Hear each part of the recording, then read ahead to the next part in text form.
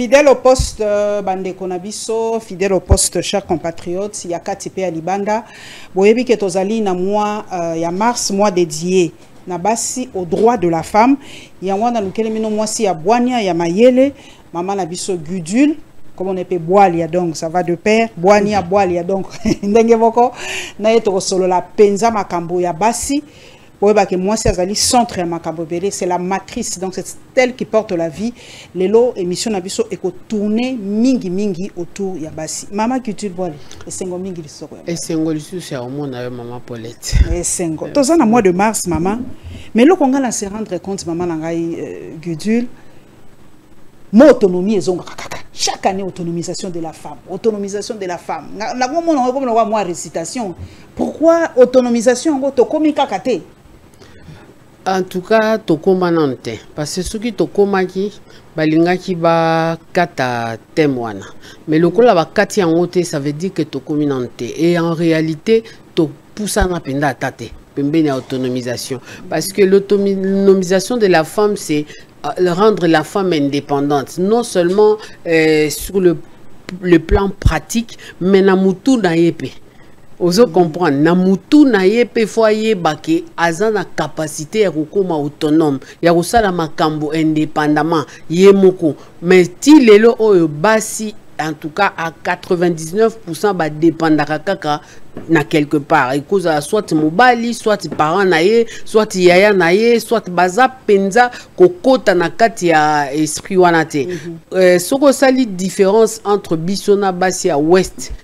Donc, West africaine, ces femmes-là sont trop indépendantes. Basala kaba activité moko. Ah oui, pas na biso basio basala pena sala kaba commerce minene mamanyoko ba kwanga oya minene. Basala kapedal souté. Mais soko ke kuna ok na ba Burkina Faso okuta basi ba se concentrer na beurre de karité. Aza mwasi ya banda ki mukie afungoli société employé 55-60 personnes.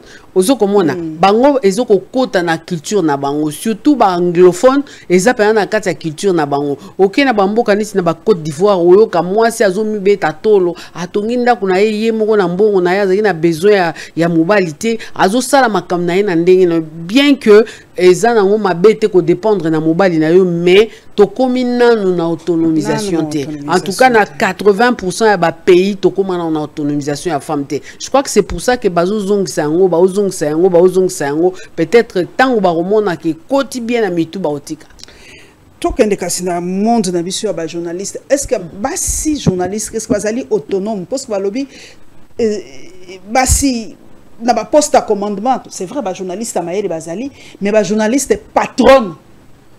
Pourquoi basi balingaka te ko se lancer à sali pe échelle na ye à sali studio na ye à sali ni pourquoi basi pe na monde na biso ya média balingaka ko zala pe sima ba eza mental to ba kolisa biso na se que moi ça ko za la patronne te eza bon eza biloko ebele sangani sika moko na mental na biso déjà toyebi ke mwasi soka bani komi bimisa mingi liboso esimbaka kaka te parce que ba omona kaka na sima na ye mutu moko azali baza penza te o basangajaka abimaki ye moko abandi eloko ake basi nyonso presque une partie o baza na ba média na bango mibale misatu baza kaka sima mutu moko boye apousse ye bona ke ye moko boye abandi on est d'abord pauvre.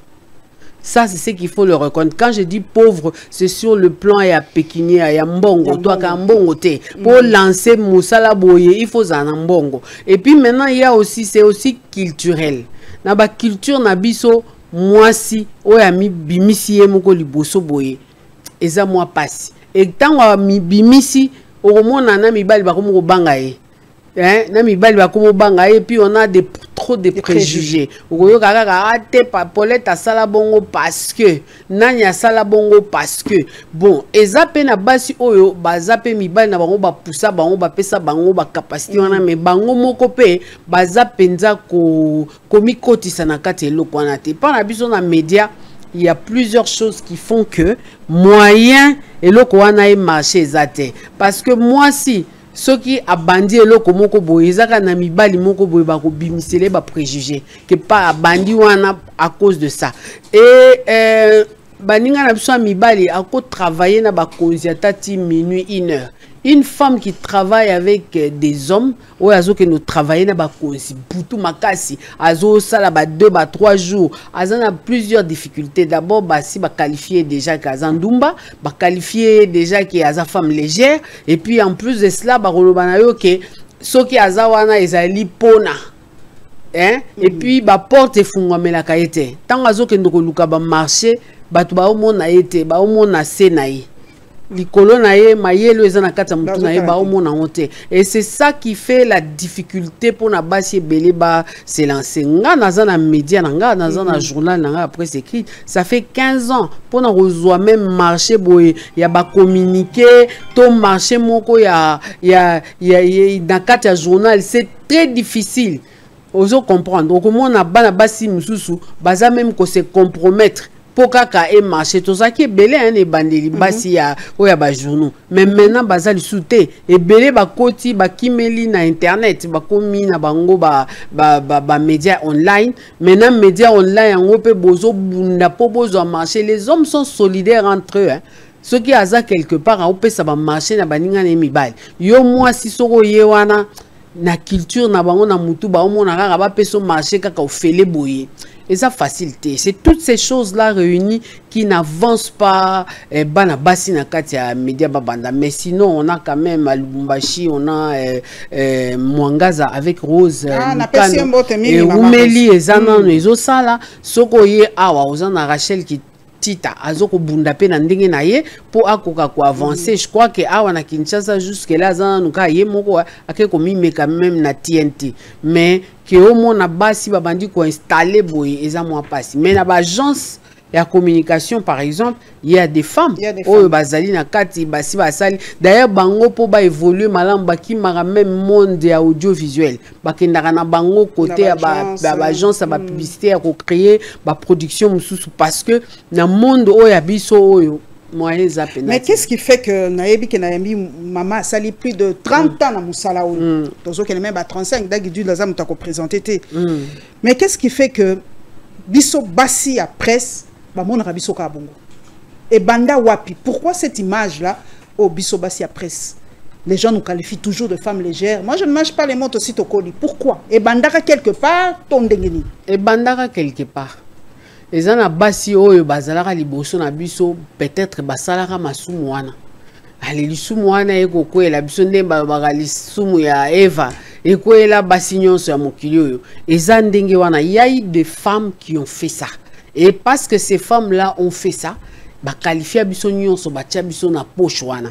Mais ngana mona ngo eza paya malamu te parce que dans tous les métiers oyo nyonso ça basi bazali on fait presque le même travail. Mais pourquoi est-ce qu'on dit toujours des femmes journalistes? Il y a 20 ans, il y a 30 ans, ces femmes-là, peut-être elles ont fait ça. Bazaki pe na ba difficulté ko bala. O azaki soka bali akembala munga kozonga soute surtout ba sa télévision. Mo bali na ko yebise na lingité au monde. Le fait d'être exposé hein, osa exposé, osa na ba connaissance belé, osa na ba entrée belé, ça donne des idées. On pense que partout où tu vas bazo draguer, partout que ne ba font le pote parce que osa ça la promotion canapé. Alors que monsieur soupe ba sala ya ngote. Mais dans la tête ya batu etikala bon. Maintenant biso mon copé. Tout ça en sorte que situation wana ezala ndenge wana. Le romona ba politicien kwa nyonso azana journaliste na ye. Ana journaliste non pas seulement ça musala mais journaliste na yo asaka pe promotion canapé pour na ye. Et yebana ki na ndenge wana. Et comment ki lokola toza ndenge balobaka civil azali bilanga ya ba militaire basala rapé boyeke ba journaliste abasi bakoma bilanga ba ya ba DG ya ba politicien nyonso ala ba DG alors biloko wana et serva biso penzate et servate dans le temps comme je dis avec ses préjugés na ba comportement ya mon ba basi ba ndako balate. Mais les lots sont au tali une grande partie à journalistes, c'est au bas na bango malgré la situation ba olo ba pona ba on ba et ça comportement oyo tozalaka to affichaki na oyo bato ba affichaka liboso na biso nde bebisa et kangala biso pe ba porte belé parce que zaki même au moment azana est marié mais azote kana e makayabu Vous comprenez? Alors, tant que vous avez makayabu, baom sou bamoni abako salangope. Si vous avez sali lokola et baby celibiso moi situation, moyen il faut que nous corriger situation. Si on corriger situation wana te, ekoti kala ndenge wana. Et koti kala ndenge wana même bano bakoya lobby bakozala kaka na comportement wana mais na moi situation peut-être bana o bakomo ya siko bakomo comprendre que végétarien et futaka na honte et futaka po kala bango de bano mona ki végétarien ezo futa donc to sangisi comportement ya ba o bayaka kala comportement pe ya baninga na biso mususu alina ba préjugé o tenyo sonzela mo yango esala ba mona biso ndenge wana. Moi si abwani à lobby tikoyo nayebi ke ozali pe moi si chrétienne makasi so boni bolanda dagidi la zana ba facette ebele azali journaliste azali pe mama te aka makasi ngana landa ka mingi mais ba lobby bino basi e komama moi sa côté de ma devant cher tatea likambo wana ba lobby ezo diviser église makasi tout ça na mois de mars est-ce que ezali anti-biblique que maman Guidul yo telemi devant cher aux autres abato. C'est anti-biblique parce que dans la Bible balobi au dernier jour je verserai mon esprit sur tous les peuples. Les jeunes vont prophétiser donc eza esprit Saint-Esprit eza na corté. Esprit Saint-Esprit aza mobilité aza moacité soka koti na kati na yo apesi yo liloba o banda koteya okoteya koloba o baloba kawana tout ce qui se passe à l'église c'est l'évangélisation, c'est prêcher même quand tu chantes au telemi le roi moi sozo yemba maloba no zo lobozi yango wapi ozi na kati ya Bible yango ndozo yemba ozo sa matea ozo teya bato mutu mususu ko kayebisio na bongwa maki motema parce que chantre boya bande ko yemba na yoki eloko wana ezaka koteya moi so yaza ko kamba baninga na ye basi eza nini ezaka koteya balobaka mingi il faut kotala dans quel contexte oyo Paul alobelaki likambo wana na kati église wana ezalaki nini etindaki ye aloba likambo wana est-ce que alobaki yango na soka alobaki yango na Corinthe est-ce que alobaki yango na église à Éphèse est-ce que akende koloba yango na Thessalonici non alobaki yango kuna parce que culture ya tango wana esengaki mais balobi dans les derniers jours je déverserai mon esprit sur toute chair. Donc tu commis déjà dans les derniers jours. Toza déjà Yesu Masia asia ye a kufi asekui pour na biso. Maintenant nous sommes au temps de la grâce et la grâce est pour tout le monde pour eza pona mobali eza pona mwasi eza pona mwana eza pona mukolo nous sommes au temps de la grâce. Nathan oyo Yesu Masia ye akufi atie pont entre biso na papa. Est-ce que alobi na pont wana mibali nde bakoleka liboso to basi nde bakoleka liboso? Non, alobi atie pont wana ezali pona biso nyonso na basi na mibali tokolekana. O wana ezalaka biloko moko tolinga kokota ngo mingi mingi na ba coutume na biso on coutume na biso ndenge lobi boye te. Alobaki yango na église moko boy spécifique na contexte moko boy soki ndenge wana et aloko atango balobaka o mwasi akola ta pantalon te oh non na kati ya bibabi la femme ne peut pas porter un habit d'homme un habit d'homme alobi pantalon te alobi un habit d'homme mais yesu alataka robe tia kufaka na Robert ko abidom mwana siko ezani avant ba pantalon ebima mibali nyonso bandola ta banzambala siko nzambala wana pona nini lelo bakomona ta pantalon bazu yango wapi eza na matite ya moko eza na sima ya kolobake mwasi akoki kolata abidom te abiwane kokozala akokozwa ba capacité ba biloko ya mobali te aya nango liboso po ya za mobali te za mwasi donc eza lokwa moi féminisme eza moi féminisme wana tolobaka bako mekolobaki ote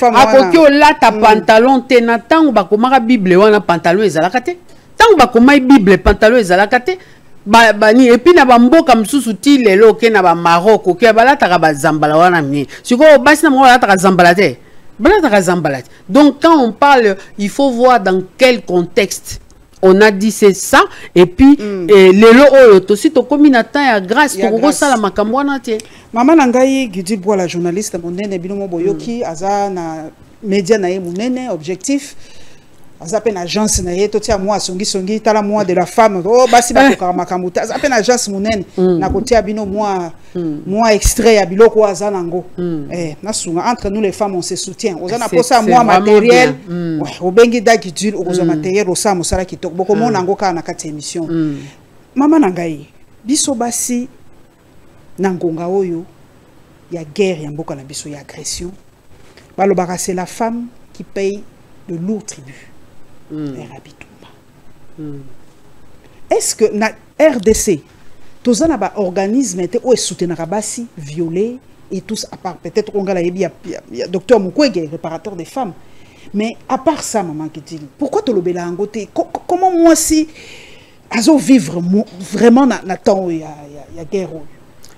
Bon moi si azo vivre na passe surtout so que na ba est kuna baza na place akolala te balala kapete parce que tant oiseau lala azo mato ezali banda po yo kasoki ko beta kote nini asangisa mo abiloko oyo atikali nango akima soka okende na gauche toi okende na droite donc les femmes souffrent énormément mais na kati ya guerre tokoko loba kaka te ke basi ba o souffrir ba famille ezo souffrir au mona lelo bolali na kimbanse ke lobi bolala na boebite so bozana masina lobi boebite so bolala wapi donc ba guerre wana eza pena mabe et en plus de cela pona ko rabaisser mibali ba itizaka ka basi omona ba violer basi na bino ba violer bana na bino mibali ba bunda kati ya butin de guerre na bango eloko ba linga lokola ko violer basi ezate parce que ba salela ngo tout le temps ceux qui ba komi neti to yoki o ba kamati mboka boye ba ke bana basi wana bazakuna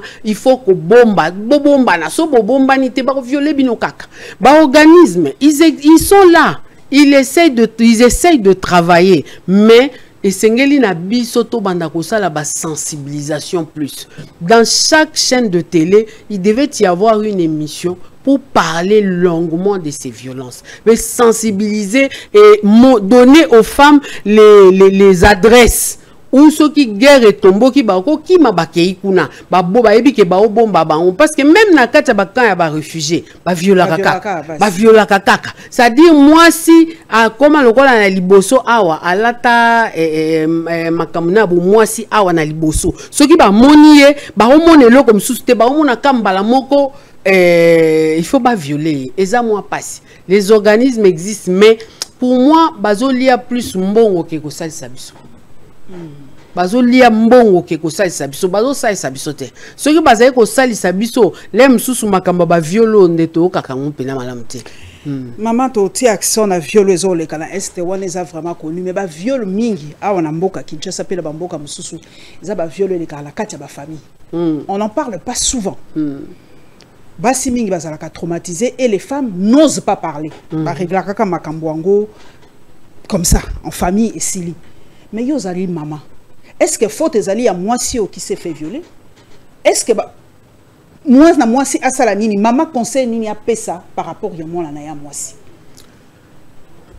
bon pour mingi na famille balobara tu t'habilles mal faute ya yo mwana mwasi boye na boye tout ça donc la femme a commis le kola yende responsable ya viol na en ce qui concerne les fautes la loi sur les violations sexuelles est katabiloko wana bandakala bisonde to sensibiliser ka batu te po baye ba loi wana makambo ba faute wana ya koloba o soki ba violer moi si eza po alata ki mabe loi eboya ngo bakolo bango te parce que yo na kati ndako ndenge tango akala na ba mama biso banda latani alata ka moi kitendi moko aliputa mabele nyonso eza libanda lemso akangi mabele ngo kana moi singa moko boy nzoto neske ba banda o violer bango banda o violer bango te yo so za ndako na leki na yo a mwasi eza parce que leki no alati jipa mukusende oko violer non ça n'a rien à voir eza likambo ba sensation na yo moko o sali mbeba okolo bateke po alata ki mabe yo talaki na lisuni bon tolo babano ya mikie ba violer ba jeune fille boy ya ba 12 13 14 15 ans parce que ba lata mabe bo ba maman ba 80 ans ba viola ba maman ba kenda ba zo ba pa na ba 5 heures ba kangi bango ba violer bango poani bano ya mibali ya mikie bazo violer bango parce que banana bazana tolo ou bien bazana non eze loko moko ye kokota na kati ya mutu ya batu et tant qu'on ne punit pas ça sévèrement biloko wana changer te bazo kamata omona mutu moko a violé mwana bakangi ye au bout d'une année bakatelaki 20 ans au bout d'une année babimisi et puis okokene liboso bato bazo sambisa baza mibali tant bakomi wana bango nde bakomi luka ba raison oya po mwana mwasi wana andima nga pendant la campagne na bande ko yebisa ba mama na bisoki ba violer mwana na yo azala tata leki azala yaya azala nan kende ko funda na tribunal kolobate ke ote po azate akosala yango pe pa bana mutu mususi. Il faut jamais régler cette histoire là en famille parce que muto ba violé aza traumatisé a baby si makantine akomi nzoto na ye akomi mona ngo eza sous normalité okomona kaka biso totala ka ba conséquences te mindelende batala ka ngo balandela ka mutu ba violé ba pesi psychologue po abanda kotala e biso biloko wana ezalaka te botinda mutu na église banzolo banoka pardonner wana eza bien mais na kati ya moto boyebi biloko eboti na kati te omona ba violer mwana moko à 14 ans tellement comme mona nzoto na salité akomo pesa ngo pas n'importe qui na 16 ans azuizemi ovanda boye akomi soit akomi impoli a répondre bino sous malamu te. Tous ces comportements-là et outi na viol au basalaki. Alors ceux qui ba violer mwana na yo, ko mekate o kamata mwana na yo o kene ko tikaye, o to régler kama na famille ba opé son taba, ba opé son mbongo. Mais na kati ya mutu ya mwana na yo, yebi eloko eleki. Est-ce que tu sais comment azui yango na bomoto na ye? Ba te belé ba ye ba kelo konate. Moi j'expliquais aux mamans que il faut ba violer mwana na yo kene la police. Sala na no examen na hôpital ba yebi ke bandimi a solo ke ba violer ki o kamati biloko no ke funda ya tata o ya boti funda ye parce que so azo sala ngo pa mwana na ye. A sala ngo pe pa bana baninga libanda bo ba ko kangisa ye bo régler ngo à l'amiable. Ba règle à l'amiable te makamba viol eza déjà légiféré. Il faut qu'on kende nango na loi ba kamata mutu wana ba tia ye pebeni parce que cette personne là a danger public non seulement pour na muto ya violer pour na batu nyonso moni ba kangi mutu a violer ba kotisie na kati ya boloko après quelque temps ba bimisi tu sais moi na oyo ba violer wana oyo ba viola ki amoni muto ya viola ki azoya susu na kati ya balabala esprit nini ya kozala nango akomi bomati omoni muto akena suicide ami bomi tout simplement pour rien. Donc esengeli makamba viol wana l'état abanda ko punir. Ce n'est pas seulement l'état biso moko bakolo bana. Il faut to prendre conscience que le kwana eza mabe spirituellement, moralement et physiquement pour na mwana. Donc il faut ko kene na muto wana na juge. Esengo mingi mama mama boyoki viol na yebi keli eloko moko ya pasi mais soki obombi yango eza loko obombi tout final kolo apota voilà faut ko panza ouais il faut ko panza il faut ko palola penza ko longola pote zonga rouge et bimisa makilande sikoyo mono komi ko soigner. C'est la même chose avec les viols. Il faut pas a baby seli o mwana mutu azala mwasi azala mobile a baby seli mutu moni bana mususu ti lelo abala kate aboyi na ya linga mibali te yo yebita linga mibali te bo azana molimo ya kimobali na kata ndoto rien ba baby sa ye banda bo mwana tangu ba baby si siko ye akanda wana silikeli mobali akomi siko ko se comporter ye pas comme le quoi mobali alinya sala makambo mibali basala ki c'est ça. C'est pour ça que je dis c'est spirituel, c'est moral et puis c'est physique. Il faut traiter en ndenge wana ndoko mona ba kangina mutu wana et puis bozuye mutu bobandi ko traiter moralement et spirituellement au monde na situation ko bonga. Tozwa angle ya journaliste sikoyo. Mama na biso Judith Bois la grande journaliste asalaka na secteur ya munene secteur ya mine. Lelo yo mama Judith Bois la balobi to sala partenariat na États-Unis par rapport ya mine partenariat gagnant ndenge bazolo ba sans brader les richesses du pays. Yo zaki na secteur wana. Nenda tuna question liboso. Est-ce que ba mine na biso eza malheur na biso? Po ba balobi eza bo mengo na biso. Nde soki lelo bazo bondisa biso pour la richesse na biso. Est-ce que ça li source ya malheur na biso ba minwana? Bon ngana linga penza ko lobela likambo malheur te parce que sur lobby eza malheur ozo condamner déjà mboka na loba eloko wana mais eza source ya ba problème eza penza source ya ba problème na biso mais d'un côté biso moko pe toyebi ko gérer te depuis des années depuis Mobutu aya depuis toyebi kaka ke ba yelaka awande ba mine na biso au colon roi belge yela kande ba mine awa atango ya abuki akamati atekeli yango royaume de Belgique hein royaume de Belgique tant to komi ba etende ba bato ba ya awa na royaume de Belgique ba vandanga ba yela ba mine wana.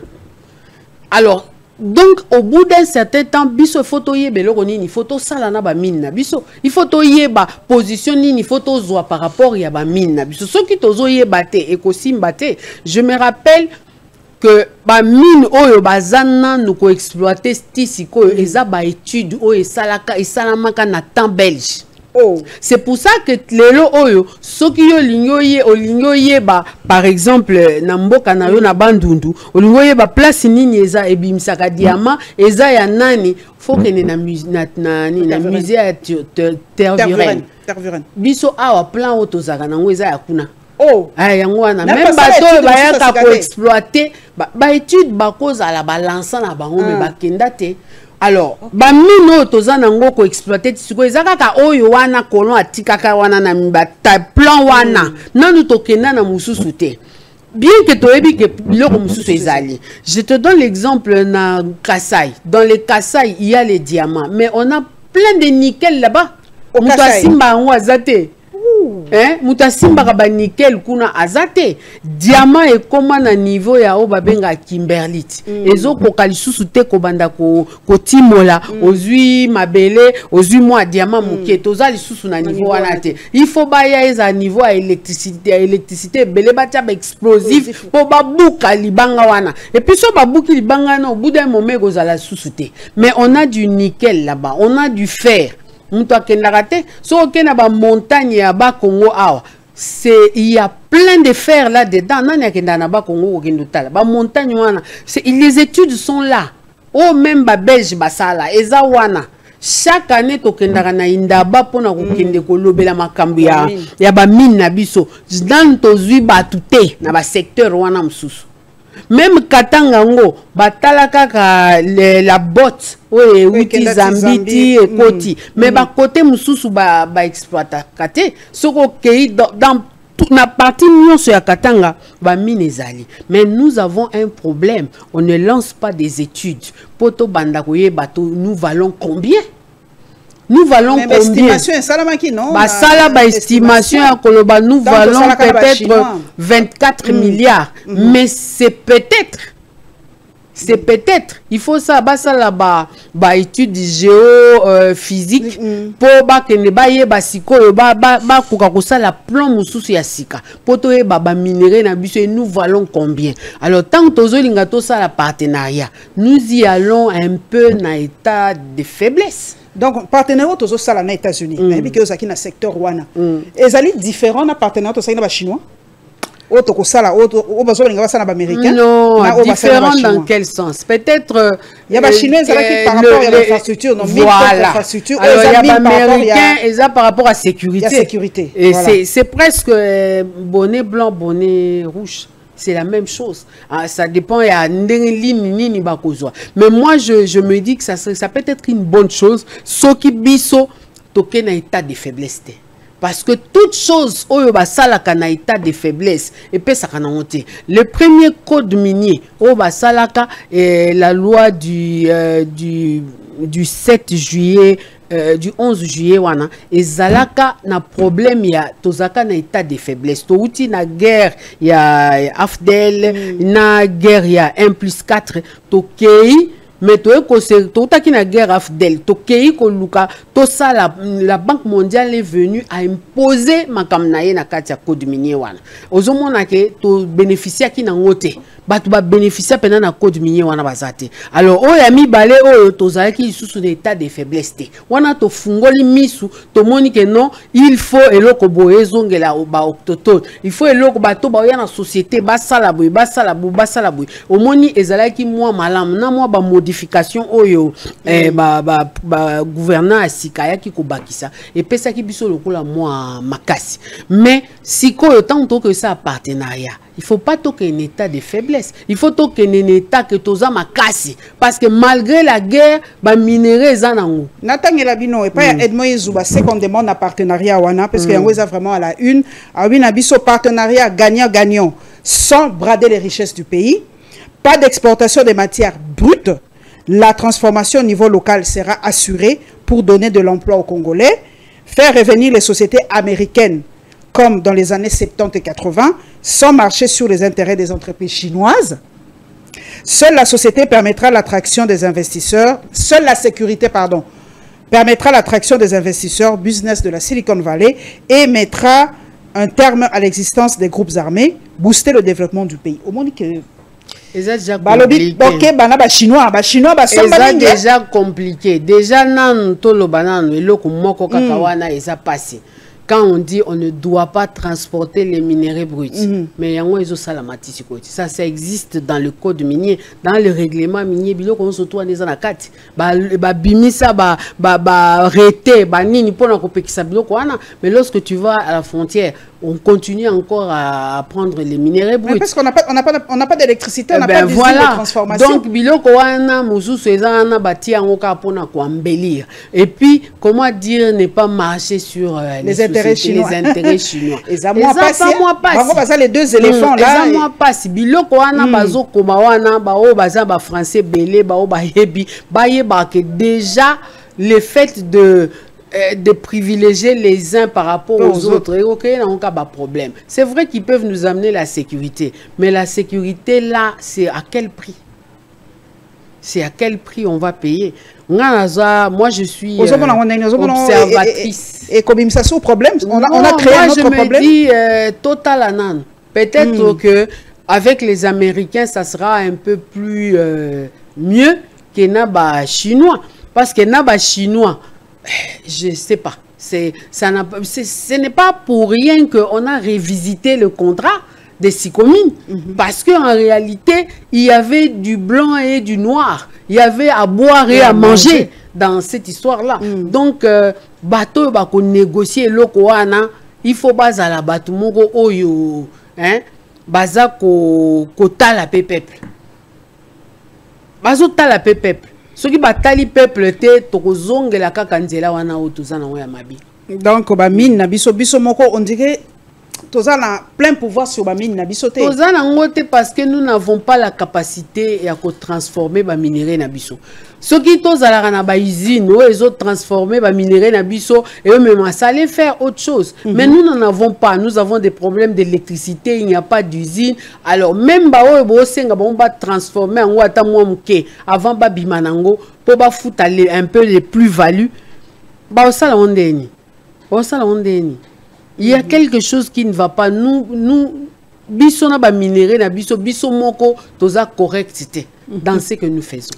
Natangela okaka poto zaka na secteur amini yango on a vraiment actualité à l'élo parce que mon kondia pesi interview vous le savez na chaîne moko américaine alobi la nature a horreur du vide donc bato bazali l'impression que ba chinois baza mingi na Afrique parce qu'Amérique ami bendana donc yaza na posa ki Amérique ezonga nayebi ke mama wali mama oza na secteur on entre les Chinois et les Américains qui est Dieu qui est Satan.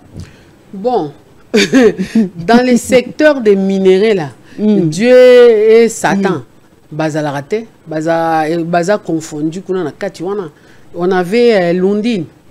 Lundin, tant Azaki, c'est une société américaine. Hein? C'est une société américaine. Société name. Azaki, bazaro bengango Lundin. Azaki, on a Kati, Azaki, na Kolwezi, wana na loko bazoa na TFM. Ils étaient là-dedans. Ils étaient là-dedans. Hein? Mais on avait des Britanniques, Bazarati, Lelo Bazana Bandro. Hein? Mais dans le secteur où on est, à bourse, na likambo intérêt. Ezarali kambute que oh Satan a diable baza tete likambo intérêt. Ce qui polait taillé, à Monique, à Kokisi o yaye. Ateki yango. Et ateki li yango guidule. Guidule pas zui, ayena ba partenariat ne mususu botie français nya tant ou pas ici akenaye atekeli yango Joséphine. Et c'est comme ça que ça marche. Là-bas, c'est un problème d'intérêt. Et c'est peut-être la manière de travailler. Moi, j'ai compris les discours du chef, l'interview du chef de l'État. Réponse dans le sens que la manière de travailler des Américains est peut-être différente des Chinois. C'est vrai que tant ou tant que Funguru Mazalaki, na maboko ya Lundin, ba paiement na ba makamde, ça ils ont ça la manière monter na ba Chinois. Ba Chinois ba un modèle na bango ba salaka, ba américain peut ba un modèle na bango. Alors quand tu compares les deux, au ba madame wata ba oyo ba ya par rapport à ba oyo. Eh ben voilà, c'est ça. Okay. C'est un problème d'intérêt. Donc aujourd'hui, tu as l'impression, Maman Gudu, qu'on est en train de brader le pays. Vous avez l'impression que les lots, on brade le pays pour la sécurité. Monsieur qui mine contre infrastructure, ou mine contre sécurité. Est-ce que nos richesses sont-elles bradées au fait? Moi, je ne dirais pas ça. Je ne dirais pas qu'ils sont bradés. Je dirais par exemple qu'on négocie mal. Ce sont nos richesses à nous. Dire qu'on les brade, parce que ceux qui bradent, surtout non, révisitation et tout machin là, quand on ne se retrouve pas. Mais je me dis qu'on négocie mal nos minéraux par rapport aux autres. Il faut que total la bambo comme sousou. Toi na bazambi bazali a wapembeni. Bangope bazara na cuivre et développer kamboka na bondeni. Hein? Il faut que total la voisin basala kandeni. OK na moi mboka na Mali. Tant qu'on se retrouver bazana or. Et ça la nini na bamboka wana. Ici chez nous, on a plus des individus. Oyo, soka pesi 2% na gouvernement, amitieli 3%. Yemoko. Ou bien basali conglomérat moko boye, bango na kati ya négociation wana, il faut na nous bango ba se retrouver et puis ba pesi mukie oyo ba ko pesa na population. Non, on ne brade pas, on négocie mal. Il faut tout négocier, total par exemple, il y a mboka oyo pembeni na biso. Comment l'Afrique du Sud a fait? Comment la Zambie fait? Ba Botswana oyo, ba nyonso bazana ba diamant, ba sala ndenge nini. Tant que lobaka mine contre infrastructure. Est-ce que tu surveilles ba tongela biso ba infrastructure ango? Et même tant ba tongela ki biso, eza ba infrastructure ya qualité nini? Ba tongela ki biso. Parce que total ba balabala ebele bango ba tongela c'est kufa nango. Et c'est kufa nango. Mais ce qui est na bamboka wana okomona ke na bamboka mususu bazotongela bango infrastructure egumeli soko ke nga naza mutu mpweto naza na mpweto eza na o Katanga à la frontière na Zambie. OK. Eza na société moko ya mine moko na lobaki na tuno kalosha bwali eza na mine moko ezalaka na babenga ngo dikulushi. OK. Quand tu quittes cette société, balabala wana, oyena eyati na frontière, balabala ne ya biso na Congo, eza ya mabele, eza ya kobeba.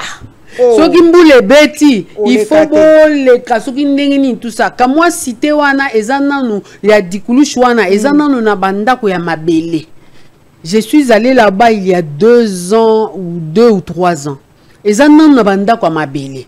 Alors tant ezoya et komi na coin moko na frontière et koti na Zambie parce que biso nzela na biso peut-être kotaki na 145 territoires bazo bongisango. Mpoeto ti Lubumbashi eza aussi mbate. Oko koma oko tambola te osa ata 5-6 jours boko tate. Alors ba camion wana bazwa kanzela ya Zambie. Ba keti na frontière so ba komi na Kasenga ba koti na ba barge nde ba koti siko Kasenga. Siko nzela wana ya Zambie et sika frontière e bandi na Zambie wana ba exige société wana et entretenaka balabala wana. La société se trouve en Poeto chez nous au village mais balabala na biso eza ya kokufa pene na ebi kutu te so batonga po eza ya mabele. Ale siko soki baye bakoti bakomi bakati na ngambo ya Zambie a exigé bango ba entretenaka route wana ti kokoma na Kasenga.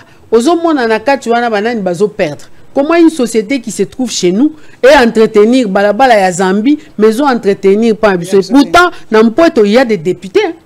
Il y a des députés nationaux, je crois, 3 ou 4 qui ont été élus là-bas. Bango bako bundelo kwana te. Batouana bako bongisa ba balabala te. Mpoeto c'est une petite cité eza mukiebo so ba eza kana balabala moko tomi balé. Pourquoi ils peuvent pas faire ça? C'est pour ça que je dis on brade pas mais on négocie mal. Est-ce que ba expert ya malonga pe ba kenda pe ba négociation surtout ba expert ba lo ba anglais pour biso lo kwana zo boma biso makasi ba traduction anglais wana. Oh ne t'en fais pas, la plupart des géologues ba lo ba anglais. Parce que matière na bango nyonso matière na bango nyonso ezara. Mais je ne pense pas que c'est au géologue. Eza ba o ya biso ba politique. Oyo ba négociateur, kana ba négociateur et ba finance, ba tu ya ba coopération internationale. Bango ne faut pas négocier malam. Ça n'a rien à voir avec l'anglais. Mais moi libanga et toi ko la anglais kaka. Hein, to négligera anglais té. Toi ko la anglais. Eza question anglais té. La négociation translation ezalaka. No ba français. Ezape moi esengo. Yo mo luka ba msusu ata good morning ba yebaka té. Ah ya ata good morning ya pambo yebité. C'est vrai. Tout ça moi toi ko moi eza pour na plaisir na yo moko po emo eza soni muto sala ta neti ni interview Kabila anglais moko pété mais pas comprendre kati to comprendre to lukaka et pourtant anglais wana eza English for Africa donc pour les gars classe ni non biso ba congolais to néglige anglais té ma maman va au tabac lelo on a classe so ça moi moyen côté moi na cours anglais c'est très important très important biso ba auto yo kakata mais en tout cas salinga ma ba tu mingi ba donc mo kondia loba en fait l'ancien président zoloba mais ba yo katé donc anglais neza ya pete penza so ko ngata mo exercice aux yeux ta film ba nigérien aux yeux ta ba ghanéen ba ndio tala et ko qui soit anglais to ye ko la kata anglais na comprendre ba pays et anglais comme deuxième langue c'est très important pour na anglais ça la ba nuance belé. Même si vous avez signé le contrat, moi, il faut déjà l'école primaire. Maman Raïssa Malou, quand il réforme, il faut réformer un système éducatif. Informatique anglais fait côté déjà la primaire. Bana lelo sous ordinateur, à ta place on appelle ordinateur à éviter. C'est très amusant. Nenga maman la biso guidi à lobby. Mon compte lobby les gisements non exploités au PCA chiffre à peu près 24 milliards de dollars. Est-ce que n'engé toza la sécurité à l'élo? N'engé ambiance c'est l'élo mon compte ça ko senga ba partenaire baya, ba investisseur baya. Est-ce que ba kuya? Non, il faut tout bunda baya parce que la guerre n'est pas dans tout le Congo. Mais c'est vrai yaya. La guerre n'est pas dans tout le Congo. Mais nga ba bilo comme suna mona yaya. Batia RDC Mobimba zone rouge. Mais pas la bango, c'est dans tout le Congo. Non, Paulette, on doit se battre. Même nous les journalistes, on doit se battre et expliquer. La guerre est en moi partie même quand on parle du Kivu, hein, Tozu Kivu Nyonso, eza nord, sud, na Maniema. C'est pas partout qu'il y a la guerre. Guerre est en moi portion Moroboye. Par exemple, la guerre n'est pas au Katanga. Dans le Katanga, là-bas, on peut faire des études, on trouve des nouveaux gisements. Batubabandi na bango kosala. Soko kei, par exemple, l'Équateur. Dans l'Équateur, on y a bazana diamant. Ba y baraté et outarawa. Puis je me rappelle, tokendara mission moko, baloba qui te, il faisait la rivière moko mais maki moi diamant. Voilà, Centrafrique jamais. Mais pourtant, tozana Centrafrique. Ça veut dire que na moi poche wana ya ba mobile mbongo, moi ba biloko wana diamant kokozala. On doit faire des études pour ça. Je viens de te dire au niveau ya Kasai, tozana ba nickel kuna, tozana ba pierre, on a des pierres précieuses. Ezana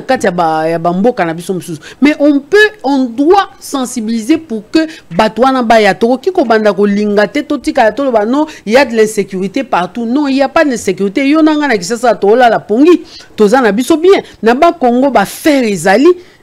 Au bas Congo, il n'y a pas de guerre. Le président a bien dit, il a bien parlé. Moi, je trouve que dans niveau on doit lui prendre le relais et expliquer aux gens qu'il n'y a pas la guerre partout. Les gens peuvent investir.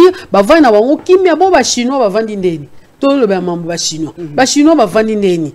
Ceux qui guerre en ezala ki penza makasi nde bati to ki bango bakei. Ah leo yo ka guerre mati ba lobio bazo rapatrier ba ko yo je mona ba rapatrier ba chinois. Parce que bazali. Donc moi je me dis que il n'y a pas d'insécurité partout au Congo. Il y a des portions. Il y a des portions, moi, poche à insécurité, mais on peut venir investir partout. Investissement, investissement, bilanga.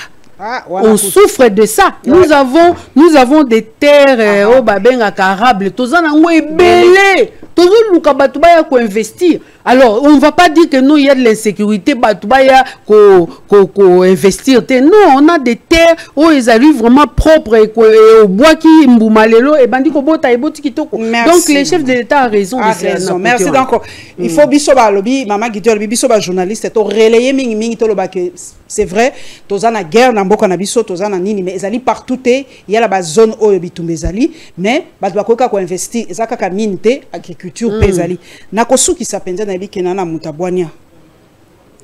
Archevêque ya Goma lobby il faut ka to solula. Ndaina zo makanisi ya maman.